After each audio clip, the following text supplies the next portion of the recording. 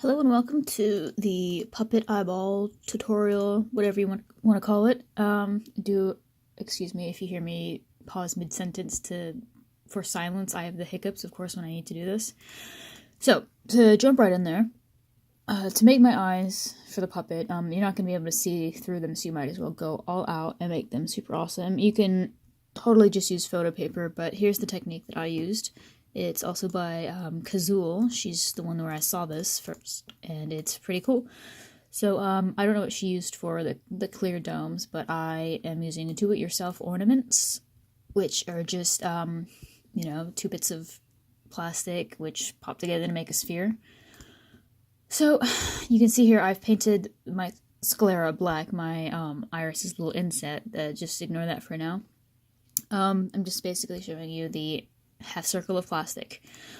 So to start, I trace that onto a piece of paper twice, and then I, draw my pupil, and then I epoxy, or you can do whatever you want. You can use clay and bake it later, but epoxy is quick and easy. Just get some plumber's putty, and it takes like 10-15 minutes to set, 20 for, I don't know, full hardness, and yeah, you can sculpt some details into it. These are way too big, which I just took a Dremel tool, a rotary tool, whatever, to it and made them smaller so that they would fit partially inside of the plastic half sphere, because eyeballs are not half spheres. They're a little more forward with a bit of a lens. So that's what I'm trying to emulate here. So I went ahead and painted it up all nice. I just literally slapped a piece of painted paper for the pupil. And here you can see the eyeball inside the half sphere ornament piece, and I used that as my guide for the sclera. Painted that black just because that's what the character has that I'm making. But there's a little problem here. You can see there's a gap between the sclera and the iris where light's shining through. Well, that's no good. So to remedy that situation, I just popped in a bit of craft foam that is black, and do keep in mind that the iris is literally free-floating at this time, because any glue would show through, and I don't want that. So yeah, free-floating iris. So the foam, you can see I have now glued the iris to the foam, and then the foam to the half sphere. So now the eye is actually secure and complete, and you can't see any light shining through between the iris and the sclera. So that is the first step, which is making the eyes. Awesome. Okay, now that we have our amazing eyeballs all ready to go, now we're going to work on the rigging part. So we can do a puppet rig where you can pull strings and elastic will fight against that and do the thing. Or you can just do a manual puppet rigging where you ignore these little back bits, and say you want it on a costume, you just move the eyelids with your eyes and they stay in place, and there's no elastic fighting you. So either way, I will explain the general idea. So we've got this base bar, which is pretty much what's holding everything together and how we are going to secure the whole rig to the eye. Right? We're going to just epoxy the crap out of it in the back later. So, to start, I just get a wire, boop, curve off one end. I keep one end open so that way I can test fit everything. Now, the general idea is one of these is the bottom eyelid, one of these is the top eyelids. I usually go for the one that fits inside as the bottom and the larger one as the top. It just looks a little more natural that way. So let's get to explaining what's going on. You want to make sure that as you're working with the wire, that you're using something that's going to be workable but stiff enough that it will hold its own by itself. So I'm using a pretty thick steel wire that I can bend with tools, but I can't, don't worry, that's just hot glue strings everywhere. They won't necessarily bend on its own. So, it'll be on the base, and you want to make sure that these eyelids, they fit around the eye without too much contact, because we're going to be adding fabric to the eyelids later. So we've got really good clearance here. It might take a little fiddling, but you'll get it eventually. And then good luck matching the second one, because yay, symmetry. Now, if you wanted to do just a manual rig where you open it and close it with just your hands, you don't need any of this extra bit. You just loop it around, clip it, so all this would be gone. Boom, that's it. That's it for the internal rigging. Now, if you want to do a puppet one, where you're rigging it to something, here is the general idea. This is the top, this is the bottom, this is secured to the eye, but this will also be secured to something inside the head so that it won't move. So just pretend this is stationary. Now, here's the idea. This is the bottom lid. So what do we want?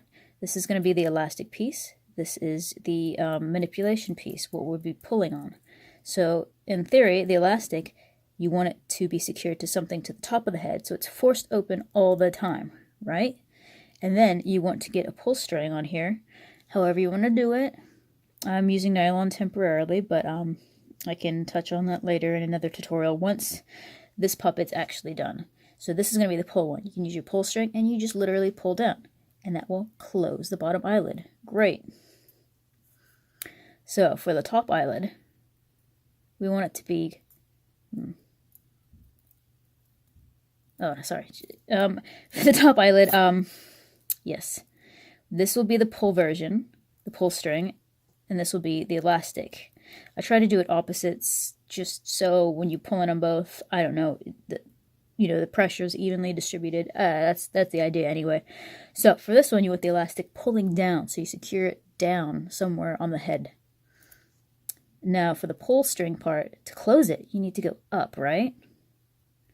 So how are we going to do that? Well, you need to get the pull string, secure it to something around here that you can wrap around and then pull down on. So when you pull down, it pulls up. So you're going to have to figure out what to do. So for this, let me illustrate what I did with my puppet. So for this next step, you want to get some sort of lycra-like material. 2 different bits of fabric, about the same size, depends on your project, and you're going to make eyelids with it. So here you can see I'm just gluing the edge over on itself around the upper eyelid, and here you can see both eyelids done. There's just a bunch of fabric hanging out in the back, and that's literally it. You don't need to poke it through any of the wires. Just secure it as best you can to hide all of the wires and the mechanisms in the side. Brilliant. Now in this step, you're going to want to secure the eyeball to something inside the head. Here I'm using this one wire that's wrapped around itself like this, curves around to the other side, and does the same thing. It just ends right there on both sides. Nothing fancy. It's kind of like a little bridge shape, but I'm doing that so that in the sides it almost creates a flat surface for the eyeball to rest against, at the right angle, of course, that I want it to be.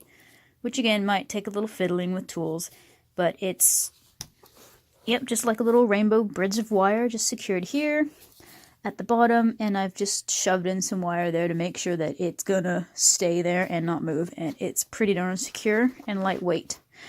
The honest to God heaviest part of this is the mounds of epoxy I'm using to secure it. So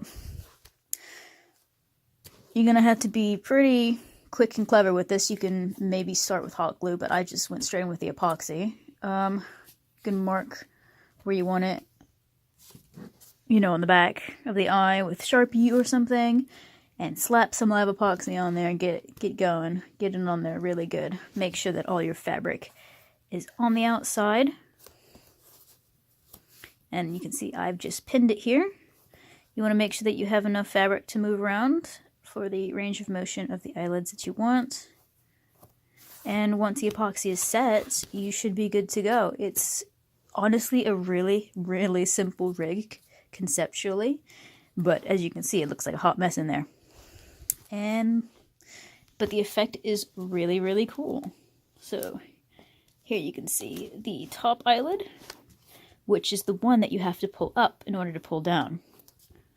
So that one, there it is. There's the pulley point, and the elastic is here, pulling down on the eye.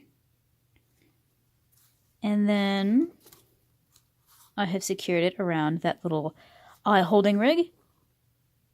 And there you go. It pulls up to pull down.